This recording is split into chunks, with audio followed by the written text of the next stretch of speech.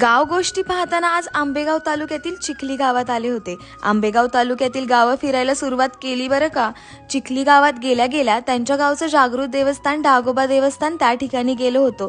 दर्शन केलं छान, काय सुंदर वातावरण आहे यार मंदिरासमोर, खूप आवडलं। गाव फिरायला सुरुवात केली त्याआधी ओंकारच्या घरी गेलो होतो। त्यांचा गोठा पाहिला, त्याच्या मम्मीने बनवलेली खोबऱ्याची चिक्की खाल्ली, लहान मुलांसोबत काठीने क्रिकेट खेळले, हांडेवाडीमध्ये खेकडा पालन उद्योग पण पाहिला। या बाळाने ढिशक्याव पण केलं। मग चिखली गावच्याच मंडळीने वाडा दाखवायला नेलं। बरं, एकाच फ्रेममध्ये या दोन जुन्या वस्तू पहा, जातं आणि कणगी।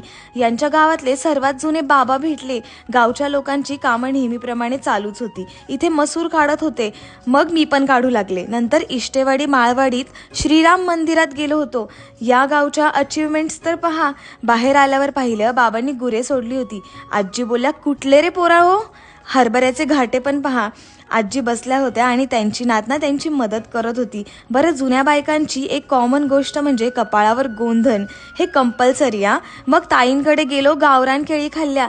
चला आता यांच्या गावची खासियत सांगते। कडेवाडी, जळकेवाडी, इष्टेवाडी, माळवाडी, हांडेवस्ती, पासोटेवाडी, गावठाण या वाड्या तर अप्रतिम आहेतच, पण माणसं काही जीव लावणारी आहेत यार। फॉलोअर्स पण आहेत बरं का या गावात आपले। त्यांनी सर्वांनी गाव फिरवलं। नाव I should say that Ambegaon is my happy place. चला लाईक आणि फॉलो करून जा आता।